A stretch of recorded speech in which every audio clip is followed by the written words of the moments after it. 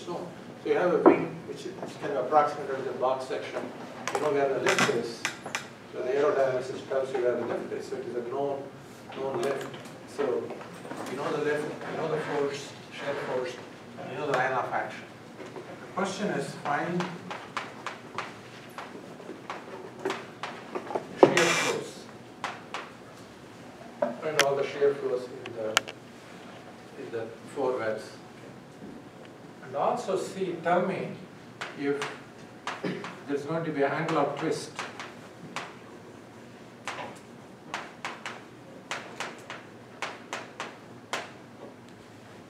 Oh, you are pretty set up?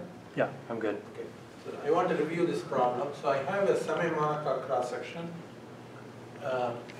These two, there are 4 stringers and there are very many 4 skins. It's a box section of a square cross section. These 2 areas of the stringers are A.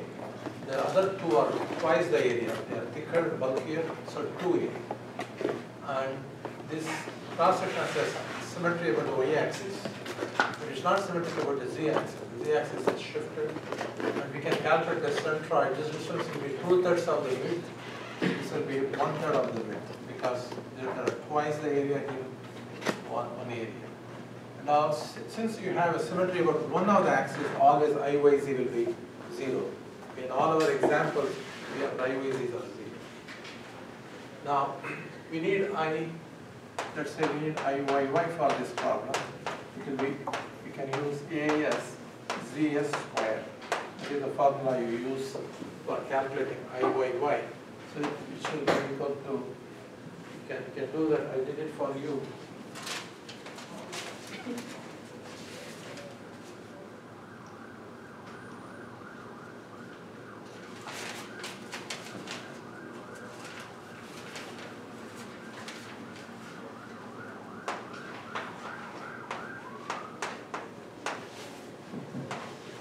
So that is the, where A is this area of cross section and B is the side of the square.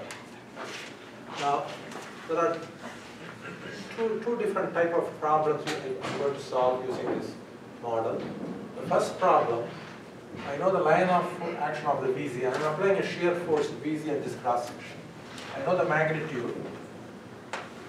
I also know the line of action. It is through the centroid. For some reason, I apply the shear force such that it goes to the centroid. The question I'm asking is, what are the shear flows in the webs, and also what is the angle of twist? See if the whole cross section is going to twist or not. We figure out. So there are 4 unknown shear flows. Each one, so we start from here. We call this Q1, the shear flow on this one. It's constant, the entire wall. Then you have Q2. There will be always a jump when you go through this stringer. And then finally, this is Q3, and this will be Q4. So our goal is to express all the shear flows in terms of one of the shear flows, the starter shear flow. So we are going to start with Q1. We are going to keep it as a primary unknown, and then we'll say we'll express everything in terms of Q1. So the general formula we are going to use is Qi plus 1 equals Qi minus Vy over Izz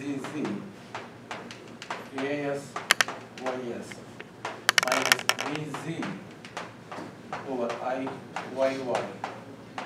EAS Zs. So if you have both shear forces present, you can use this formula. In this problem, I have applied only Vz. I don't have Vy, so I don't have to worry about this term. So I have to only worry about the Vz term. So I'm going to keep applying this for each shear flow. I start from Q2 is equal to Q1 minus the shear force is positive. The way I just assume Vz going up. And I have Iyy calculated already. I'll substitute Iyy at the end. Then you have EAS is this area here. I'm jumping this stringer and I go from here to here. The area is 2A. And then the Z coordinate of that particular stringer is minus VO. That's fine. Then I go to the next one, Q3. Will be Q2 minus. So again I put the area 2A. But now the coordinate is plus B over 2, the Z coordinate. So what will happen is the two terms will cancel. You will find Q3 equal to Q1. It happens to be like that. Last class, Parker. Is Parker here? No. So Parker said, yeah, I can tell Q1 is 0 looking at it. I also first thought he was like, it's not. There is no way from looking at Q1 equal to Q3. So, sorry about that. This should be Q1. Q3 equal to Q1. Because by the time you substitute Q2, this term will cancel. So we are getting Q3 equal to Q1. That does not tell you Q1 or Q3 equal to 0. Kind of. We are tempted to say that there is no such thing. The argument Parker said was, I am applying a shear force Vz. So there should be no net shear force Y. I agree with that. And there is no net, irrespective of Q1 and Q3, they are going to always cancel. They don't have to be 0 to get cancelled. You can have 100 or 1000, whatever it is, as long as Q1 is equal to Q3, they are going to cancel. So that doesn't prove Q1 equal to 0. So we'll just, finally we go to Q4 equal to Q3 minus. Again, the area is only A this time, because if you look at the area of the left corner, top corner stringer, that is only A, but the coordinate is plus B over 2. So I get Q4 equal to Q1 minus Vz over Iyy, AB over.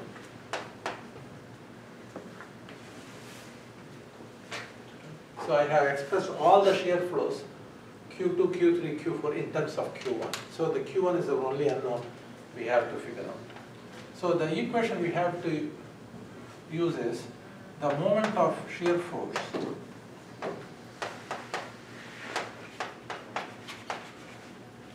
equal to moment of the shear flows.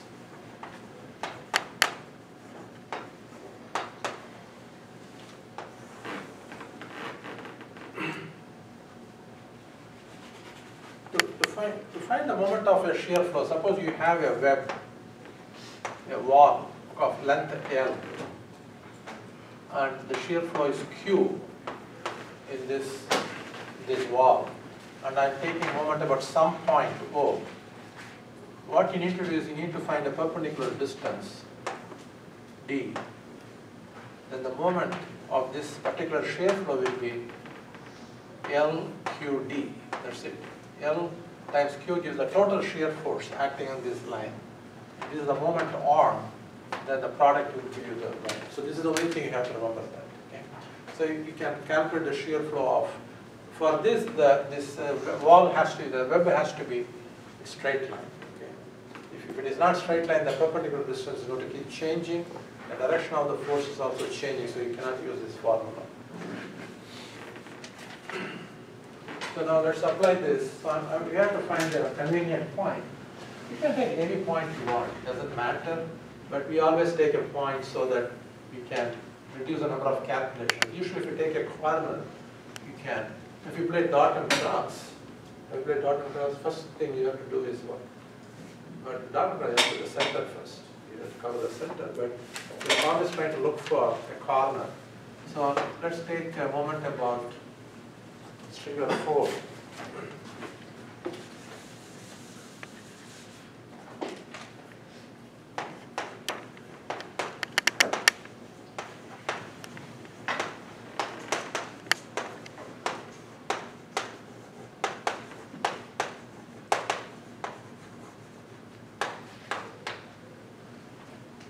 So the moment of the shear force will be Vz times 2/3 B, I believe. The distance is 2/3 B. And you have to remember the sense. It's kind of, it's going to be, the reason I'm worried, I say about the sense is, but if you take a moment about here, it will be, quite complicated. Okay, if you take momentum out here, then this will be, what do you call it, clockwise, whereas this will be counterclockwise. It will be interesting. I don't know what will happen. It's counterclockwise. The moment of the shear flows, we have only two shear flows to worry about. You don't have to worry about this and this. So this only Q2 and Q3. And both have the same length B. You can see that because it's a square. And also both have the same center distance, perpendicular distance B. For Q2 it's a distance B, the moment on. For Q3 also the moment on is distance B. So for it's going to be B squared times Q2 plus Q3.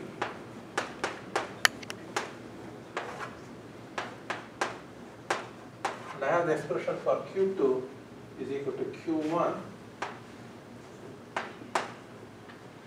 plus, I think, Q1 plus.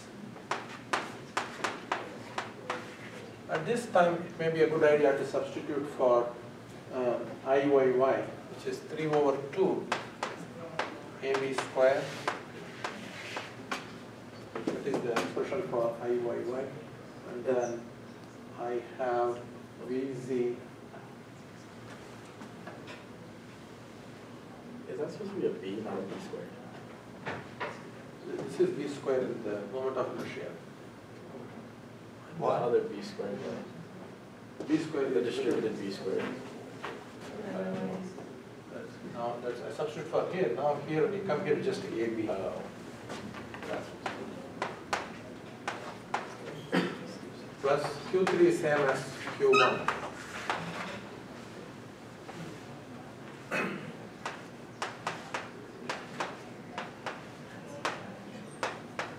What do I have here? I can take 2 B square Q1, that is one term, plus 2/3 of VZ over B. B. Now there's another B square here, so VZB. Okay, then there's a B square here, the B square will cancel. Where did the 2 come from in front of the B squared? Yeah, everything is taken. There's a B square. Yeah, but where did the 2 come from in front of it? There are 2 Q1s. Oh, okay. Gotcha. So, the 2 terms are equal. See that? So, you get Q1 equal to 0.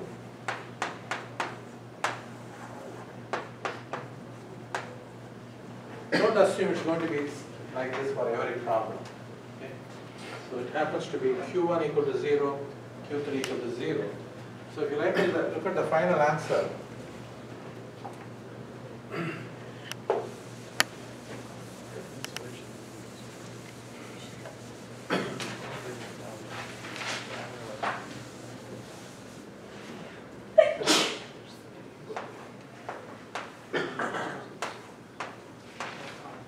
so this shear flow is 0. This shear flow is also 0. There is no shear flow horizontally. And that's Q2. Let's look at Q2. Q1 is 0. This is plus. And by the time you do all the substitution, it's going to be 2/3 VZ over B. It will be 2/3 VZ over B. That is equal to Q2. Let's calculate what is Q4. Q4 is here. Q4 is Q1 minus this quantity, and if we substitute, you will find Q4 equal to minus 1/3 VZ over B. By the time this is substitute everything, Q1 is 0, so it is minus. I get a negative answer for Q4. That means my original assumption of the direction is wrong. It should be reversed. So originally I assumed the Q4 is going down. But now I get a negative answer. That means you can, if you want, you can write like this. Shear flow is 1/3 VZ over B. So what is happening is I am applying a force the centroid of VZ. It's closer to this side. Okay? So this side, this web takes 2/3 of the force. If you look at the total force carried by this wall, you have to multiply by B. If you multiply by B, the total force carried is 2/3 of the shear force.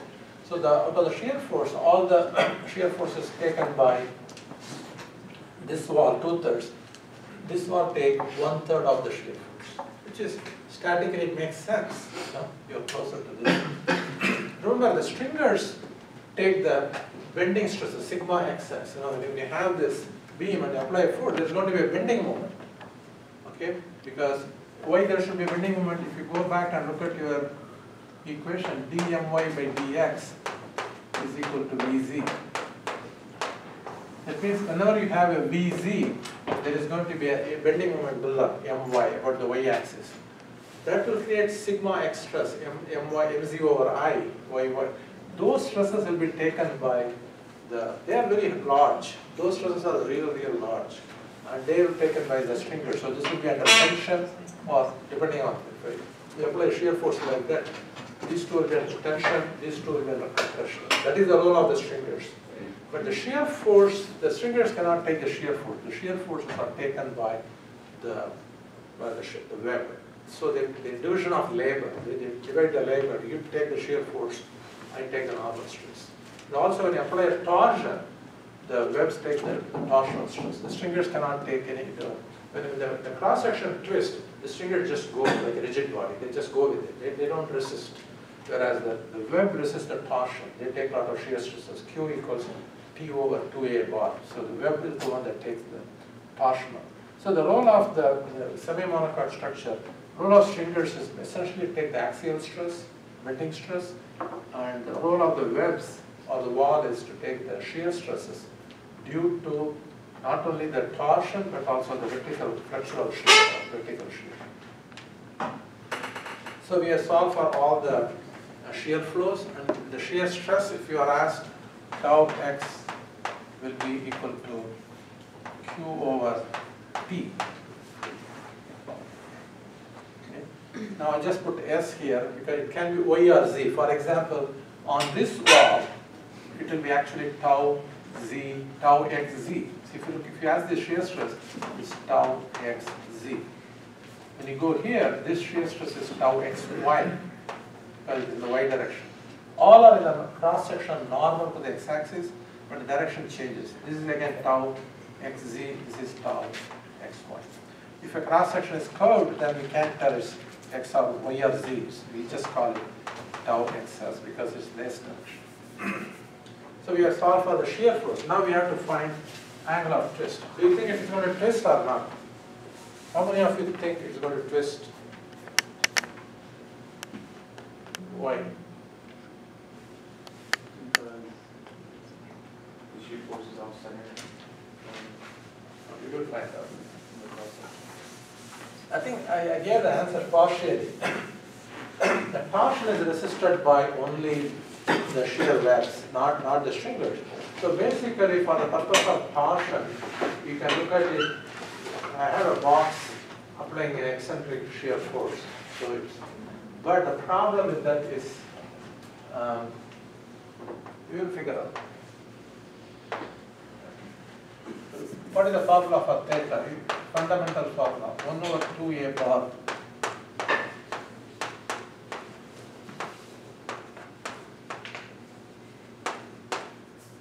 That is the formula I got to remember. For any closed section,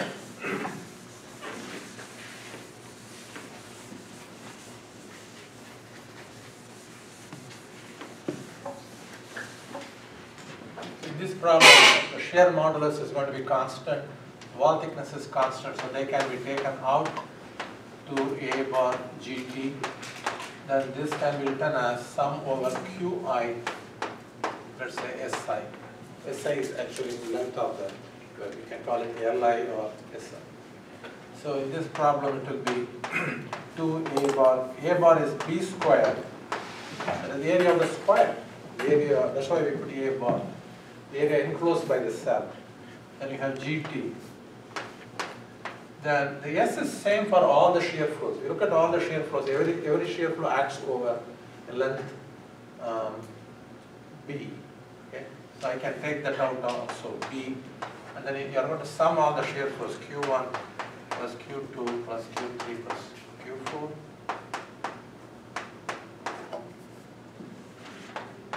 So 1B will cancel, so you get 1 over 2B GT.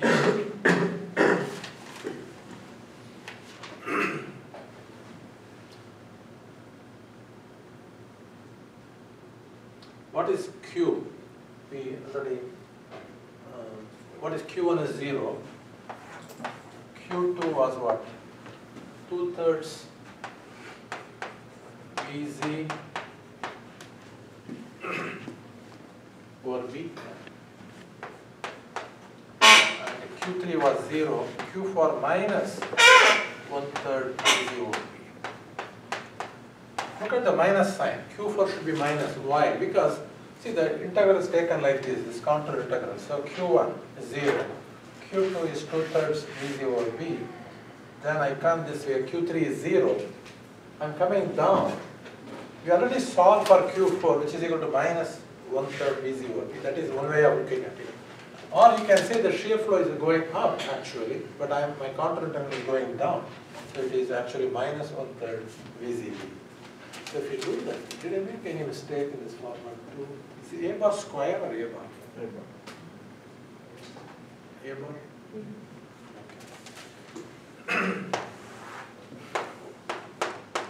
So theta equals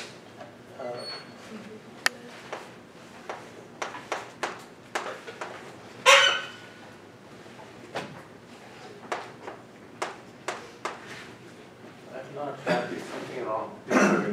T is there. B squared. Huh? It's B squared. Where? Because it's 2/3 BZ over B times the B on the outside. It's B squared. The B went away. Oh. But there's another B, Oh, there's so a B, it's B yep. squared. Is it B squared here? Okay. Okay, so B squared G will be force unit. Okay. So force unit and force unit will cancel, and you get per thickness because this is radians per meters. So this is my angle of somebody that is right. So it's a positive angle. That means it's going to twist.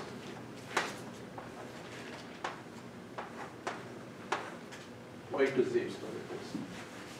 So even though I apply at the centroid of the cross section, because of unsymmetry, the stringers are not equal.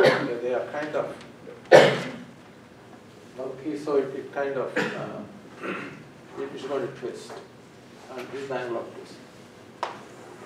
Remember this, box this number because we can need this for the next problem. Any question on this? So it's a very simple problem. So you have a cross section, closed section. You are given the shear force. I tell where exactly it acts.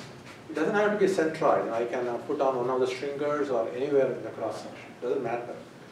You calculate all the shear flows in terms of one unknown shear flows. Then take the moment of the shear force and shear flow, equate them, you find the Q1, that's it. Then you have all the shear flows. If you want to find the angle of twist, use this formula. And that's it. So it's a very simple problem. And you can expect something like this in the exam. I'm not going to complicate with complicated geometry and a lot of calculations. It's good for homework, not for exam. Okay, now the problem 2. Are there any questions? Okay, possible. Yeah. Question. I know we have a problem on the homework like this, but if the web extends outside the stringers, can we ignore the two ends? Yeah. Okay. But that's for open section. The Yeah, hand section, yeah. We are not ignoring. The shear flow has to be 0. So the question, I'll repeat the question for the audience. So I have a hat section. This is called hat section, like that. Why they use hat section? It has the advantage of I section or J section because of the extreme, very high moment of inertia of the web, and it allows to rivert. If you have a frame, you can actually rivert the frame or something. So hat section is very nice section. So this hat section can be idealized as a skin stringer semi-monocoque structure. So you are putting all this, so you put the stringers like that. That's all the question. So you're putting, let's say like this. I can do that. This is one way of doing it. It is not the way, but this is one way. If you do that, this open, you have to know that in the open section you need to know the shear flow at some point. And this is a free surface here. The Q is 0. It starts from 0.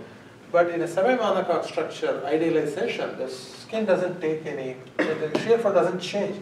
So the shear flow is 0 until when you come to the stringer. And then it jumps, you get a Q1. And go on.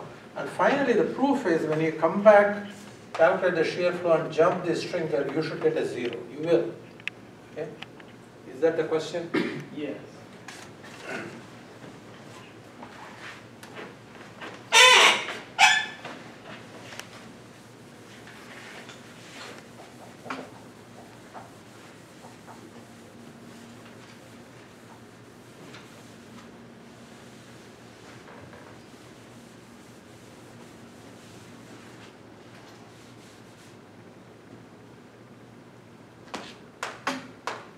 Problem 2, everything is same.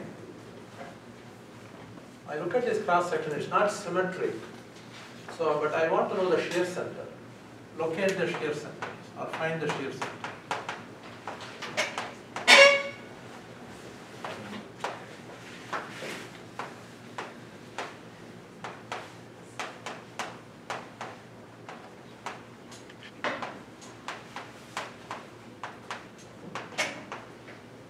So EY and EZ are we can think of them as the coordinates of the shear center. To locate the shear center, you need two coordinates. I call EY and EZ, let's say. What is shear center? Shear center is a cross-sectional property, a point in the cross-section where if you apply a shear force, it will not cause any twisting of the cross-section. It will just bend.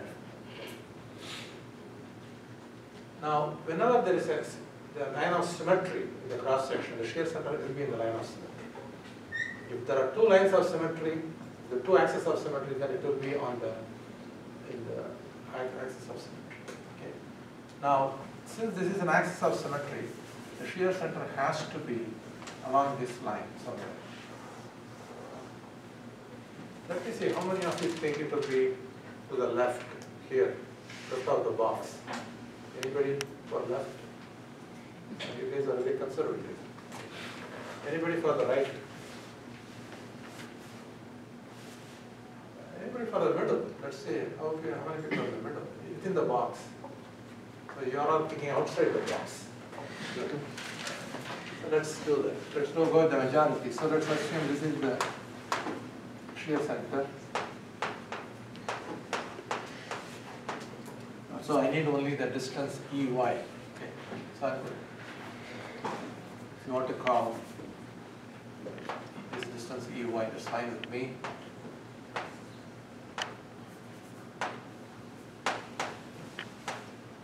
You can define anything as EY. You don't have to be from the centroid. You can say this is my EY and then solve the problem. But let's keep it from the centroid.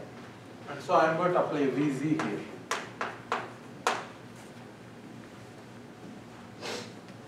So again, we are going to proceed in the same way, but we have an additional unknown now. Vy has become another unknown. That means we have additional equation information. That comes from the fact the angle of twist must be 0. See, right now we calculate an angle of twist. Once you are given the location of the shear force, you can dictate the angle of twist. You have to take whatever angle of twist you get. You can't tell me, I don't want the angle of twist. You chose to apply the force at the centroid, then this is the angle of twist. But if you want to find the shear center, what you argue is, this is the shear center. I'm going to apply the shear force here. That means that I have additional unknown. Additional information is the angle of twist has to be 0. Theta has to be 0. That will be an additional equation. Okay? Now, again, we start the same way. I don't have to repeat it. We start with an unknown shear flow, express all the shear flows.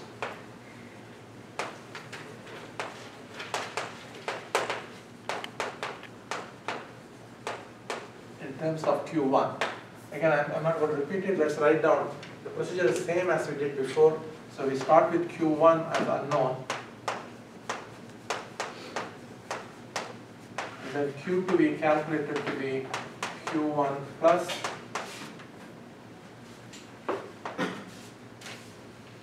Q1 plus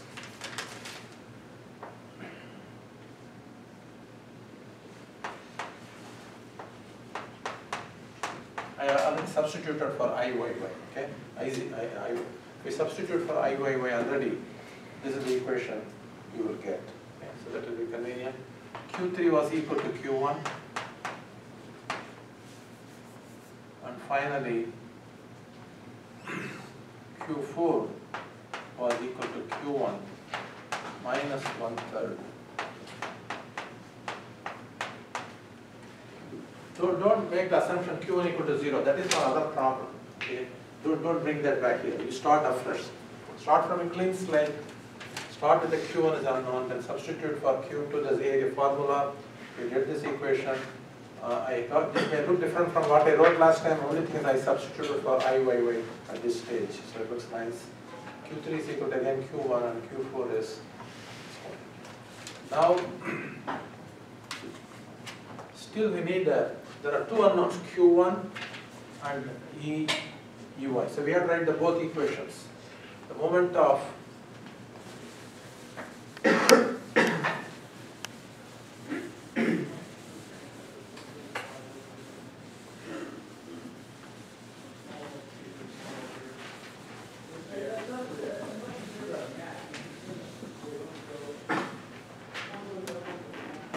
which one we do first? We can do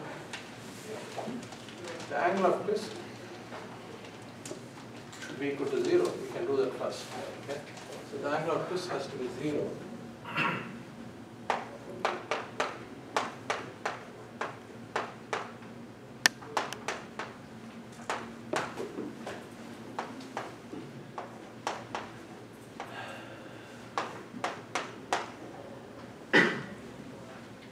So the 2A bar is in the formula, GT was in the formula.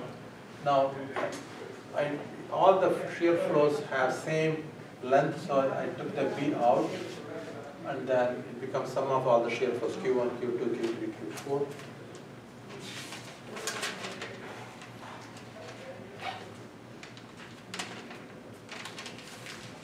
Okay, so what we are saying is Q1 plus Q2 plus Q3 plus Q4 should be equal to 0.